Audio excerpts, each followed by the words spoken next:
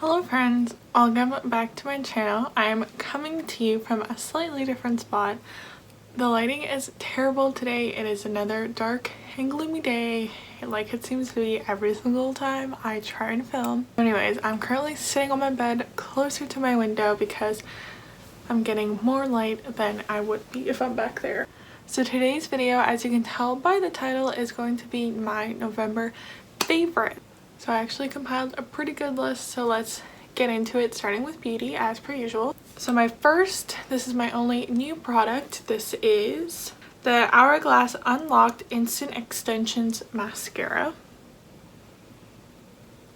I got this during the Sephora sale. So this is one of Hourglass's newest mascaras. I believe it came out in July, and it is a tubing mascara. So for those of you who've never tried a tubing mascara, don't know what a tubing mascara is that the way it coats your eyelashes is different. That basically when you take it off, it comes off in tubes, so it kind of just flakes off, which means it is the easiest thing to take off. It's so easy. You just need a little bit of water and then it just comes off. You don't have to rub your eyes really hard. And also, like, the lashes it creates are pretty nice as well. They're nice and fluttery, so I like this for kind of an everyday use on the days that I'm not really wearing eyeshadow. I'm just wearing mascara because I just put this on and it looks good, and then it's easy to take off at the end of the day. The combination of the cold weather and having to wear a mask all the time, it means that my lips are super dry and I'm not really wearing lip products very often. So I've been reaching again for this Tarte lip balm. What's it called? What are you called, friend? This is a Tarte Quench Lip Rescue, and I have the shade Rose. So as you can see, I'm almost done. But it does look really bright in the tube, but on the lips it's really not that pigmented. Here, I'll show you. See, you can barely see anything. Just a little hint of pink comes up, and I really like this lip balm. It makes my lips feel hydrated and very smooth, and I really like the consistency of this lip balm. I'm not one for very thick or dryish balms. Yeah, I don't really like dry feeling balms. I really like there to be like a lot of slip to my lip balms. So this one really delivers. And yeah, it just looks really juicy. The nice little hint means that I just have a little bit of something on my lips, but it's just lip balm. So I'm not afraid of like wearing it on a mask and getting my mask too dirty. So yes, I've been really liking this. I'm almost done, and once I finish it, I'll probably get another one. I don't know if I'll get this shade or a different one. And then the final favorite, I have revisited an old favorite. It is the Fenty Beauty Pro Filter Soft Matte I can't speak. The Pro Filter Soft Matte Long Wear Foundation. This is a classic. This was her first foundation, and I have started wearing it again, and I love it. It's actually what I'm currently wearing right now, and I have a glowy and it doesn't even look that matte. I have a glowy primer underneath, and I didn't use that much powder. And I think that's the thing. Instead of, as long as you use a dewy, glowy, hydrating primer and not too much powder, it's actually really not that much of a matte finish, but it is more matte compared to a dewy foundation. In the colder months, I like to wear something a little bit more matte. I don't know, you would think like, oh, if it's dry, I don't want something that's like drying, but yeah, I just don't like dewy as much in the winter, so that's why I kind of like reach back into my matte foundations. This one has really good coverage as well, and it's really long lasting. I love wearing this at work because, you know, I'm working couple of hours and I have to have my foundation look good, and so this one looks good and it has longevity, so that way by the end of my shift I still look good and not like all of my foundation has slipped right off. So yes, don't be afraid of this foundation just because it's matte. Like I said, dewy glowy primer and you're set. Okay, up next is some fashion favorites. I actually have some this month. I went to Winners and I got a bunch of stuff from Winners. Unfortunately, because some of the stuff is from Winners, I can't link any of it down below, but I'll try and link similar stuff. So first we have these like pinky peach sweatpants. See? Sweatpants. And like I said, they're from Winners, but I am absolutely in love with these. So first, they are super soft and they're actually pretty thin. I don't know if you can tell, but they are pretty thin and they're super soft. I'm very comfortable while wearing these. They're not too tight, but also not too baggy. Like the first time I tried them on, I actually thought they were going to be too tight because I don't want tight sweatpants because then I might as well wear leggings if you ask me. We also don't want it like too baggy, you know, there's a fine balance. So these definitely strike it. It really helps that they have the elastic at the ankles as well. I like that in a pair of sweatpants. So yeah, they're very comfortable, but my favorite thing is definitely the color. I don't own anything like this, any other pair of sweatpants. All my other sweatpants are gray or black, you know, light gray or dark gray or black, like they're all really dark colors, versus these are bright like peachy pink. So it's very fun wearing these. It just kind of helps boost my mood wearing such a bright color while wearing sweatpants, because sometimes when you're wearing sweatpants, you know, you're comfy and cozy, but it also like bring your mood down, versus these are so fun. So definitely recommend getting a bright pair of sweatpants. Okay, and then flipping to the other side completely is a pair of dress pants. I know not everyone is wearing dress pants. Most people aren't wearing dress pants if you're working from home, but I have to wear them at work. So these are Calvin Klein dress pants actually. As you can see, they call them Calvin Klein jeans, but they're dress pants. So I don't know if you can see. There you go, like there. So these are dress pants, but they look like denim, which is really cool. Like they have the way they have the zipper and the belt loops, and they have pockets. They're like fake pockets, but they're still pockets. And then they've got back pockets like a pair of jeans. So these are really cool because if you're not allowed to wear jeans to work, but your work is still somewhat casual, these are pretty cool because they are dress pant material, so they look professional, but they got that jean detailing, which I just think is really cool and different. They are so comfortable. Like, I don't know why people don't like wearing dress pants. I guess maybe because they're boring, but I always find dress pants to be pretty comfortable, and these are definitely the case. They are so stretchy. I don't know if you can see that. So they're comfortable, they're very easy to work in. You know, I can bend down, I can like do all the different stuff. And yeah, so they're comfortable and they look nice and they're dress pants. So I'm very happy with these. The only thing is that I find that they're like a little loose. Like they're not too loose that I would want to size down, but I guess in the same way that like because they're so stretchy, they kind of like stretch and slip, versus jeans really hold their shape.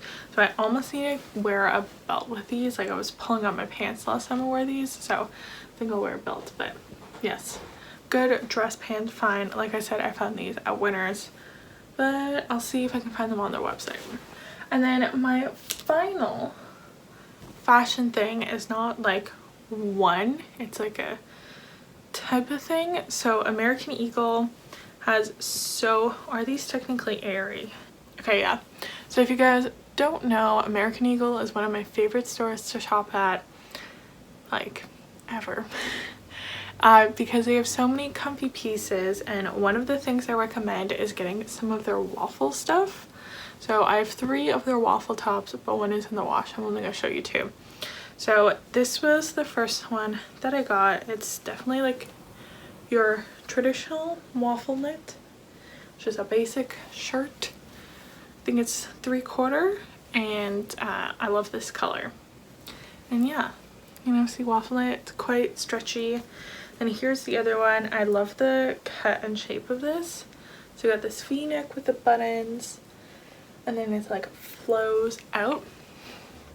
So there's a couple of things that I love about these tops. They're very soft and comfortable, almost like I think you can just tell by looking at it. They're very soft and comfortable. They're very lightweight, so you don't overheat in them. But it's comfortable to wear, but it's cuter than wearing like a sweatshirt or like a long sleeve or something like that. That's kind of why I really like these. These are really great when I want a cute outfit, but I also still want to be comfortable. So especially like this top with the detailing, I'll just wear it with a pair of leggings and it's such a cute outfit. It's not wearing like a sweater and a pair of leggings. It just looks a little bit more put together. So these are good for the days where I want just to look a little bit more put together at home, but I still want to be comfy. So I don't think American Eagle has these ones exactly, but I'll try and link some in I'll try and link some in the description box. But yeah, basically just the American Eagle waffle knits. They're comfy and they're cute. Okay, up next is books. I really did not read that much this month, to be fair. That's some big books. My goal was 4 books and that's not happening. This is Sapiens by Yuval Noah Harari. Okay, let me go to my notebook out. By the way, if you're curious, I started a reading journal and I have a blog post all about it. But let me get the notes out for this. Okay, this is a non-fiction history book. It is basically all about humans from the beginning to the future. So it starts out with like how humans are created and does a lot of the anthropology of like how Homo sapiens came to be, and then talked about many different important things that impacted humanity. So he goes over the cognitive revolution, the agricultural revolution, and the industrial revolution, and then also looks at ways humanity is going in the future. So for those of you who don't know, I actually am a very big history person. I love history, and I took 2 anthropology courses in university. I took 2 history courses in university. I also took some geography in there as well, which like kind of sort of relates. And then also history is like, even though I study communications, sometimes you also learn history as well, especially like how it relates to like ideologies and all of that stuff. So like they talk about like postmodernism in this and Marxism, and I learned about that in school. So yes, I knew a lot of what he talked about in the book. Since I've already learned a lot in university, I knew a lot of what he was talking about. Because Harari was going over such a large period of time, he kind of like skimmed the surface on a lot of things. So I was wanting that more in depth, just because I knew a lot of it already. But what was interesting is that he had a different spin or take on a lot of the things. Like, I don't want to spoil any of it for you, but like, yeah, he basically just like had a different opinion or take on a lot of it. Like, for example, he talked about like patriarchy and like how it came to be and how it affects people today, and like what he says about it is different than what a lot of other people say about the subject. So that was interesting.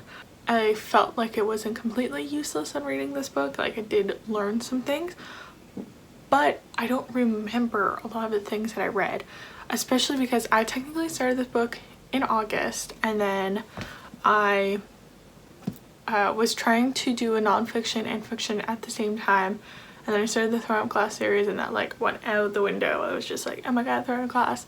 So once I finished the series, I focused solely on this book. But even then, when I was just focusing solely on it, I still really don't remember a lot of what I read. I almost need to have treated this like a book I was reading for school and taken notes. Then I felt like I would have remembered a lot of what I read. So that's kind of disappointing, because, you know, I did this to learn, and I learned stuff, but I don't remember any of it. Oh, I will say one of my complaints is that I wish he dived deeper on certain things, but he does have a really long list of references. So I guess if there was anything I could refer back to those references, so that was one good thing. One of my favorite sections he had was a section on happiness, just because it was one of the few things that I didn't know much about, and I thought he had really interesting opinions on it. Writing style wise, I found his writing to be very straightforward, if a little dry. Sometimes I would get bored. I kind of had to set myself the goal of reading 20 pages every single day, and like the first 5 pages it was like hard to get into, and then I would finally get into a rhythm of it, but after 20 pages it was like too much. I give this book a 3 out of 5 stars. It's kind of like 2 out of 5 for excitement, 4 out of 5 for ease, so like overall rating is like right in the middle, 3 out of 5. I would recommend this book to anyone who likes history but doesn't know anything about history. Like, I had a coworker who was in high school and he was reading this, and I think that's like the perfect person for this, just because he knew like the basics of it from like a bit of high school history, but he didn't know a ton. So I think he found it interesting. Or maybe if you are older and you just don't know a lot about history and want to learn more. But if you're like me and you're someone who does know a lot about history, you'll probably feel the same way, that you were bored by this. So I started From Blood and Ash. Well, I also finished it too. So From Blood and Ash is by Jennifer L. Armentrout, or J-Law, as a lot of people like to nickname her, I think. I don't know. That's why I see some people call her on Book Talk. So From Blood and Ash is a new adult fantasy. So I talked about this in a vlog, but for those of you who don't know, new adult is kind of a subsection of adult literature that it's really emerged within the past couple of years, that is kind of fills that gap in between YA and adult, but it more resembles adult than YA.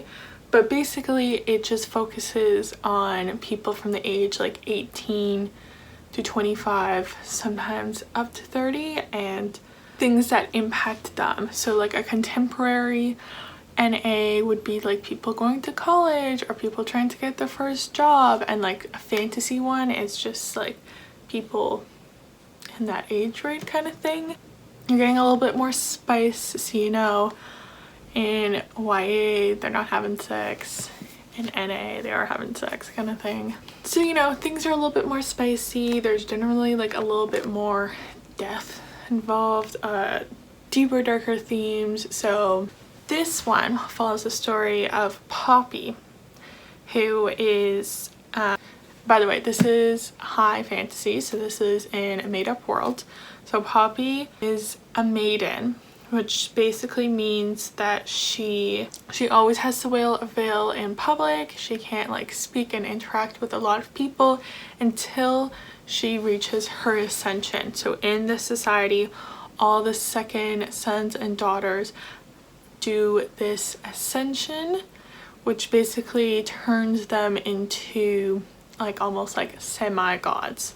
So basically Poppy is supposed to be this exemplar of like, you know, a virtuous young lady, but she's really unsure if that's what she wants and who she is, and she really rebels with that. And then of course she meets Hawk, you know, our love interest, and he kind of really makes her question a lot of the things that she believes in. I give this book a 4 out of 5, and I thought about giving it, okay, first of all, I had really high expectations going into this because a lot of people said really good things. I really liked the beginning, then halfway through I was like, oh shit, I'm not sure if I like this, and then the end, oh, that was crazy. So the beginning was a little confusing, but that is often the case with fantasy books because there was a lot of world building. There's also a spicy scene like 50 pages in, so I was like, oh yep, this is definitely NA. I really liked the plot behind this book, and I really liked the world in this book, and I really like where it's going. I liked how it was built and paced out throughout the whole entire novel, that we're like learning things at a good pace. there's a like plot twist in this book. Some of them I predicted, some of them I didn't predict, so you know, there was like a nice balance kind of thing. Main character Poppy in this book, because I've already started the second book, in this book I do like her. She is flawed, and I think her flaws make a lot of sense. I mean, obviously one of those biggest one is that she's very naive, but she also lives a very sheltered life, so it kind of like makes sense. You can't get mad at someone for being naive if that they don't know any better. A lot of my issues were with the writing. I found that there was a lot of like monologuing at the beginning where like technically she was having a conversation, but it would be like paragraphs before like someone would reply. But it was mainly with world building. I found that did drop off near the second half, but then it got replaced where she would have a conversation with someone and then she would replay the conversation in her head afterwards. So it's just like, I just read that, why do you have to talk about it all over again? So that was, I was starting to find the book really repetitive, and like it's a big book, but I like the end of it, and the end of it definitely saved the book and made it really good. Oh, and then the other issue with the writing that I have is that there's witty banter in between like Poppy and Hawk, and while I mostly liked it, I did find it sometimes was just like in the wrong place. But I did really like the ending of the book. Like the last 80 pages just like sucked me right back in. I was so engaged, and it definitely made me excited to read the second book. The only other thing is that whoever did the typeface of this book did an awful job. I got this book off of Amazon just because it was sold out at Chapters. So I don't know if maybe because it was an Amazon book. What I meant by the typeface is that, okay, so for example, like they would have a one word start on a new page, and that's just like not very good typesetting. Like you would want to have it so that it doesn't happen like that, or at least with one word. The worst is when they would accidentally have the end of a quotation marks like be on a new paragraph kind of thing. That's just really bad. So there was a lot of that, which just took me out of my writing, but that's definitely not like the book, it's whoever published it. So, oh, also, yes, I do know that this is a series, and I usually don't rate series individually, but there's only 2 books out so far. So once I finish the second book, I might give an updated rating. Like I might change my rating kind of thing and my series recommendations, and then once I finish the whole entire series, whenever it's finished, I'll definitely give like a final rating. But yes, I am currently reading Kingdom of Flesh and Fire. I am about 100 pages in.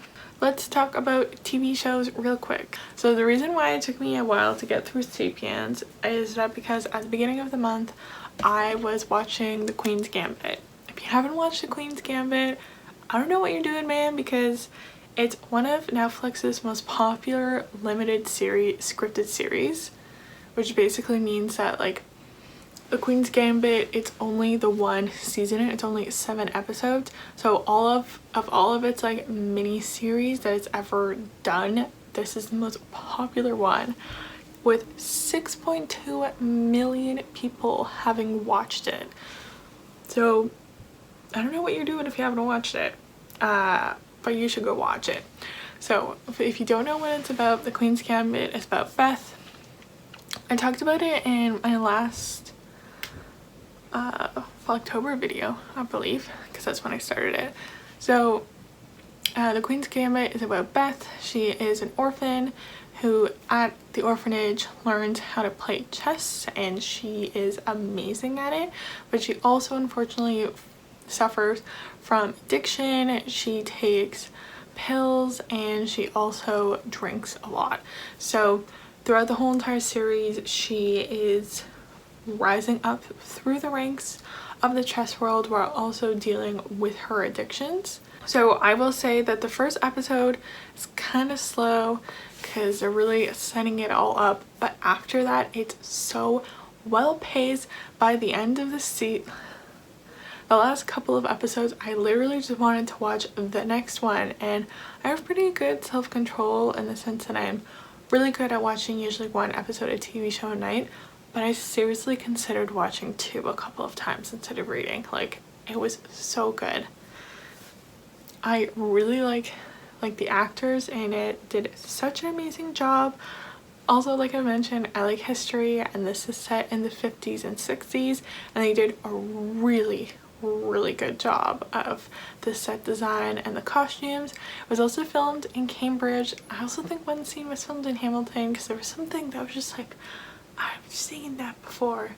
They just did such an amazing job of making chess interesting. Like, watching it, I was like, wow, I want to play chess, except for like I would never be good at chess because I do not have the analytical or strategic mind to be good at chess, but it definitely made me want to try it, even though I probably wouldn't be good at it. But yeah, I really liked Beth's character development. I think they really did a good job, and I also really liked the cast of characters that they had surrounding her as well. And yeah, I think it was just really well done. I love a good 1-season TV show. You watch it, you get that story, you love it. So yeah, I think it's really good. If you haven't watched it, you gotta go watch it. If anyone is curious, I don't know why, but I just took a break from Sex and the City.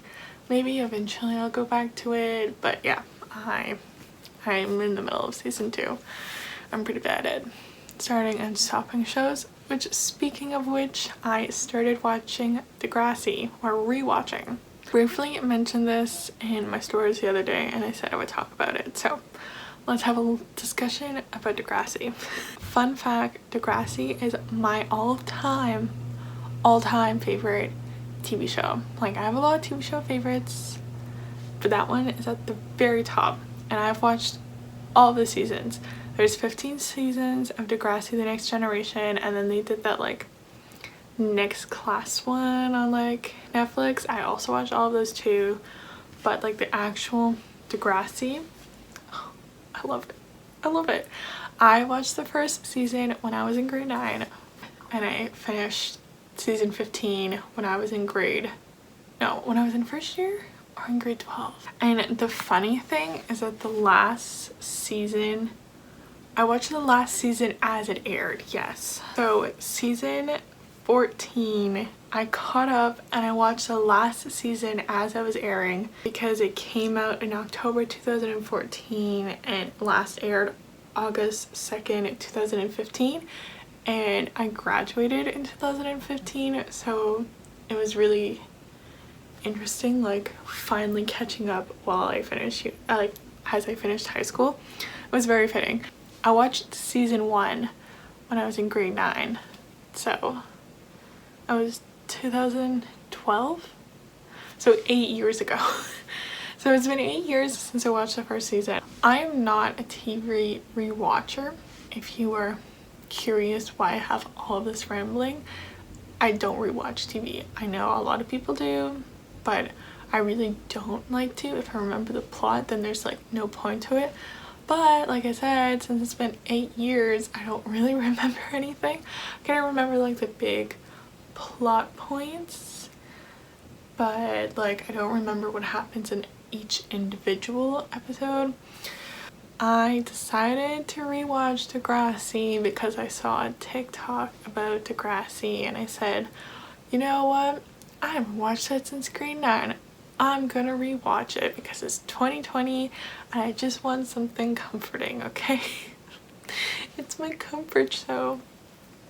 Yeah, that show is just so fun. Like, I know it does deal with a lot of like serious topics, but the majority of it is pretty fun. I really do think that every single teen, and even if you're an adult, like everyone should watch Degrassi because they do such a good job of talking and discussing about really serious subjects, but in a non-preachy way. Like, it's not like, don't do drugs, kids. Like, they just show that it just like in the first season, Jimmy, who is played by Drake, by the way, he takes his friend Spinner's ADHD medication to be able to do well and get onto the basketball team.